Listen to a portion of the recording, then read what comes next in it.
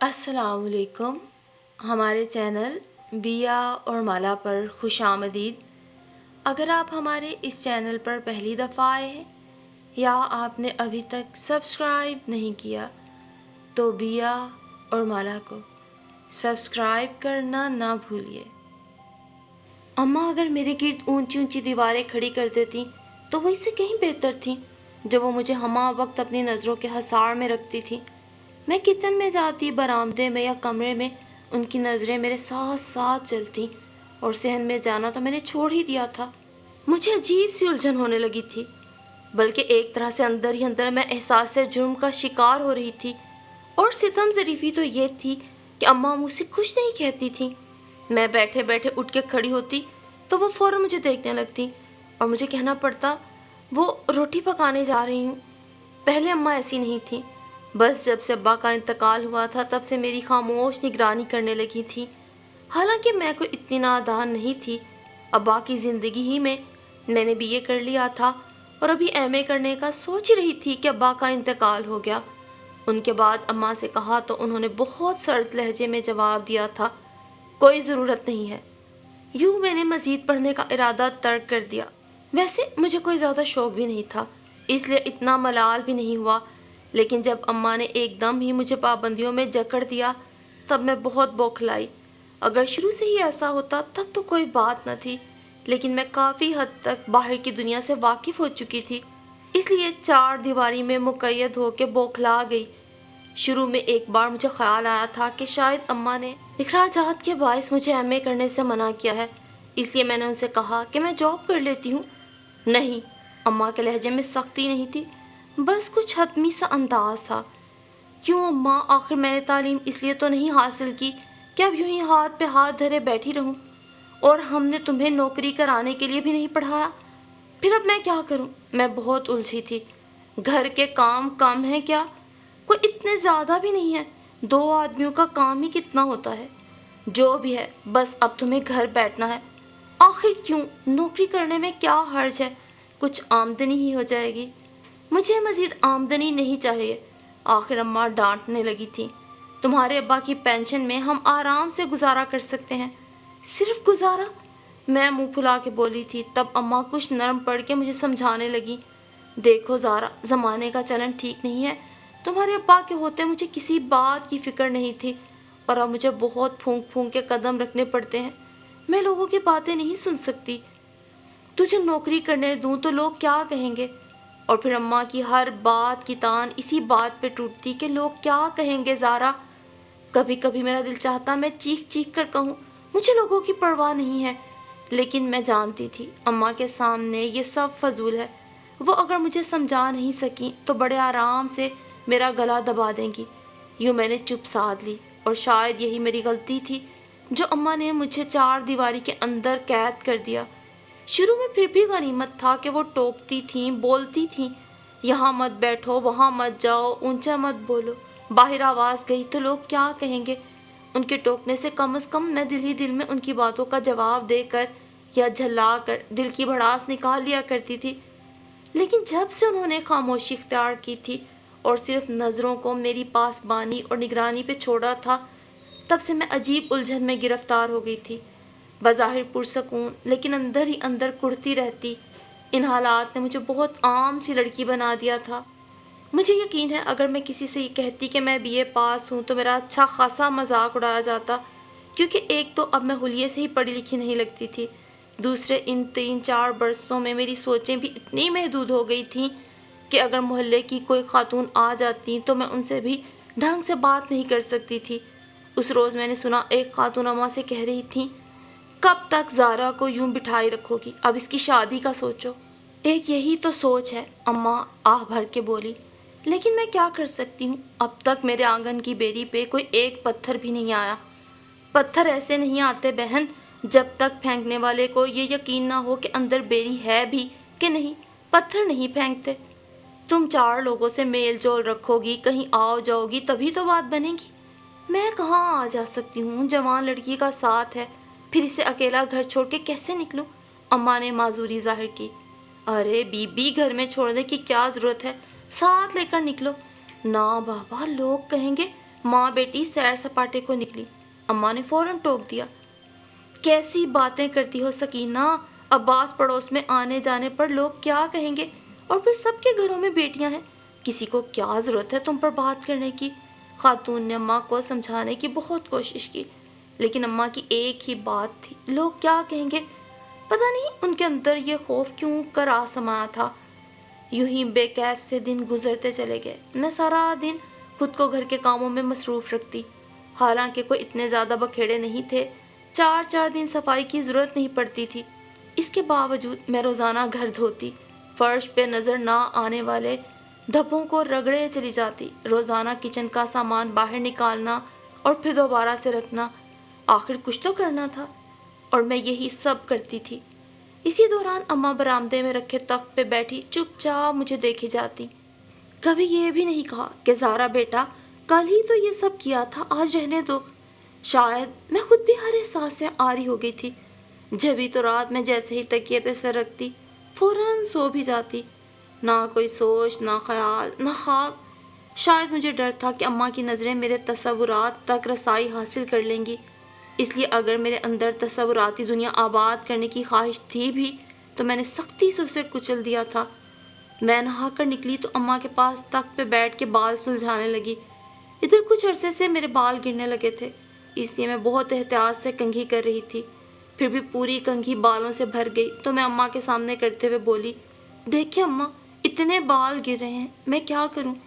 اور اماں کو پتہ نہیں کیا ہوا کہ میرے ہاتھ سے کنگھی چھین کر کبھی بالوں کو دیکھتی اور کبھی میری طرف۔ عجیب وحشت آسمائی تھی ان کی آنکھوں میں کہ میں پریشان ہو گئی۔ کیا ہوا اماں؟ یہ سفید بال تمہارے سر سے نکلے ہیں؟ ایسے بے تکے سوال پہ میں کیا کہتی، ان کے ہاتھ سے کنگھی لے کر بال سمیٹنے لگی، جبکہ اماں فوراً اٹھی اور اندر چلی گئیں۔ میری سمجھ میں تو کچھ نہیں آیا، اور سوچنے کی تو اب عادت ہی نہیں رہی تھی، میں تو بالکل ایک بد دماغ بدھو لڑکی بن چکی تھی۔ اس لیے اپنی کنگھی چوٹی سے فارغ ہو کر میں کچن میں آ گئی۔ کچھ دیر بعد اماں نے برآمدے سے ہی مجھے آواز دی تو میں بے تحاشا حیران ہوئی، کیونکہ عرصہ ہوا اس گھر میں اتنی اونچی آواز میں کوئی نہیں بولا تھا۔ پھر گھبرا کے کچن سے نکلی تو اماں چادر اوڑھے کہیں جانے کو تیار کھڑی تھیں۔ مجھے دیکھتے ہی کہنے لگیں، میں ذرا پڑوس میں جا رہی ہوں، دروازہ اچھی طرح بند کر لو۔ اور سنو زارا، میرے لیے یہ ایک اور دھماکہ تھا کہ اماں کہیں جا رہی ہیں۔ میں سراسیمگی کے عالم میں ان کے پیچھے چلتی ہوئی آ رہی تھی جب وہ مڑ کے بولی، جب تک میری آواز نہ سن لو دروازہ مت کھولنا۔ میں کچھ نہیں بولی اور ان کے جانے پر دروازہ بند کرتے ہوئے یوں ہی میری نظر سامنے گئی تو وہ جانے کون تھا، اور پتہ نہیں پہلے سے وہاں کھڑا تھا یا جاتے جاتے رک گیا تھا۔ اس کی نظروں کے اشتیاق نے مجھے بوکھلا دیا۔ اس نے ایک نظر میں ہی میرا بڑا تفصیلی جائزہ لیا تھا۔ میں گھبرا کے فوراً دروازہ بند کر کے بھاگتی ہوئی برآمدے میں آ بیٹھی۔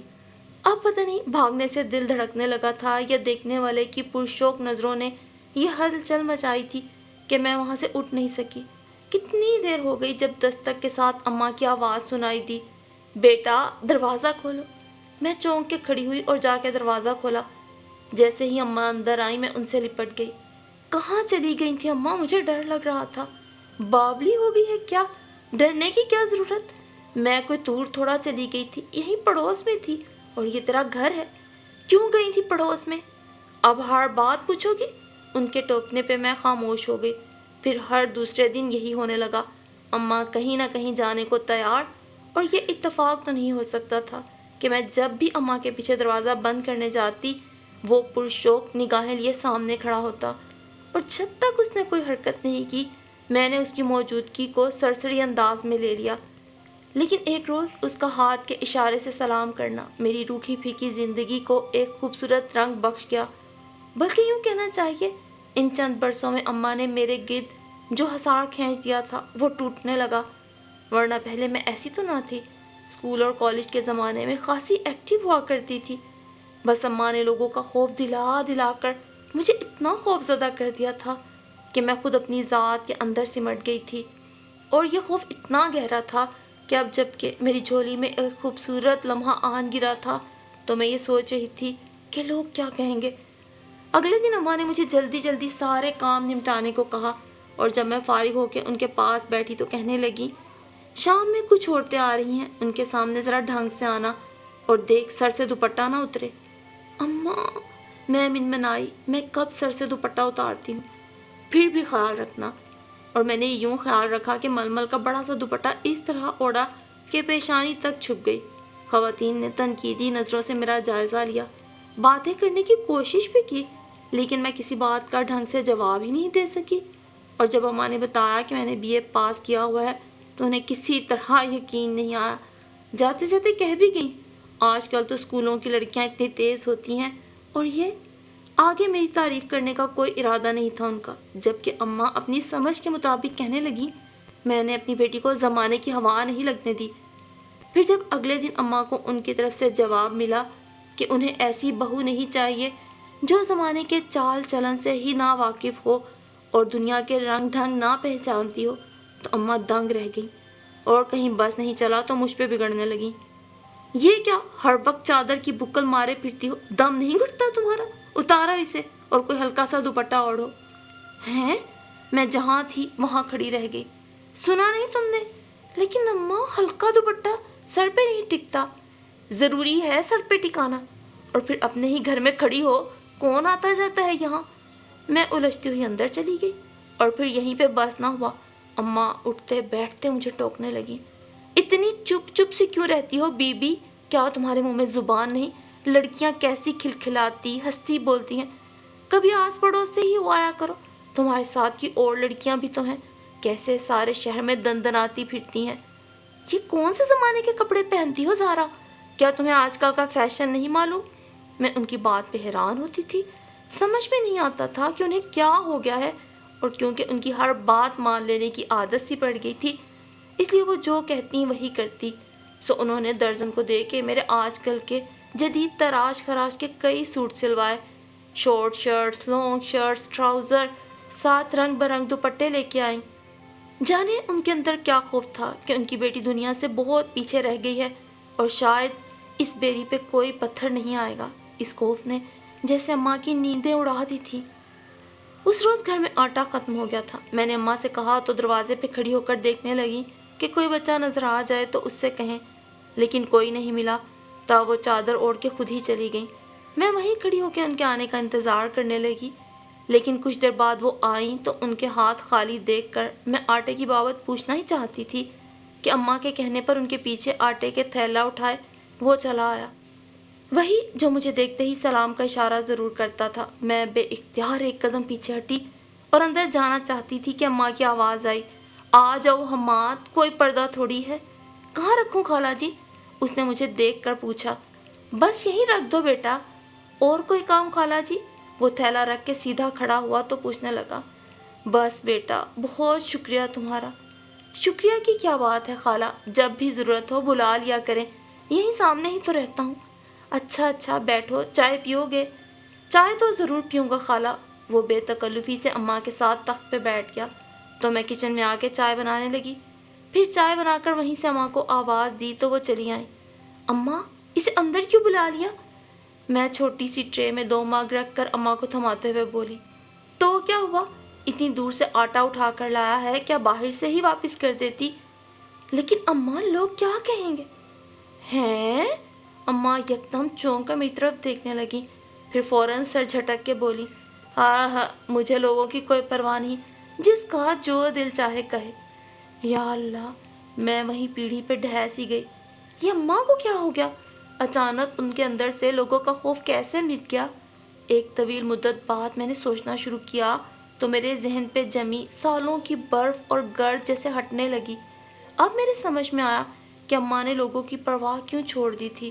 اس سے پہلے کہ ان کے آنگن کی بیری سوکھ جائے، وہ پتھر پھینکنے والوں کو اس کی ایک جھلک دکھانا چاہتی ہیں، اور میں اماں سے کہہ دوں گی، بس اماں، تمہاری بیری کو جس نے دیکھنا تھا دیکھ لیا، اب دروازہ بند کر دو، اس یقین کے ساتھ کہ جلد ہی اس پہ دستک ہوگی، اور دستک دینے والا وہی شخص ہوگا، وہی حماد جو پہلے تو دور سے دیکھنے تک تھا، لیکن اب میرے گھر کے ہر بوجھ کو اپنے کندھوں پہ اٹھانا چاہتا تھا، وہی حماد جو میری بے رونق زندگی میں امید کا استعارہ بن کے آیا تھا، اور پھر اسے میرے آنے والی زندگی کے لیے آپ خوش قسمتی ہی سمجھیے کہ مجھے جسے سب دبو سی لڑکی سمجھتے تھے اور جس کے بارے میں اس کی اپنی ماں کے اندازے ہی غلط ثابت ہو گئے تھے کہ اب اسے لینے کوئی نہیں آئے گا، وہ دور دور سے ایک نظر دیکھنے والا ہی میری زندگی کا ساتھی بن کے میری زندگی میں آیا تھا، اور جو اماں کی اس بیری پر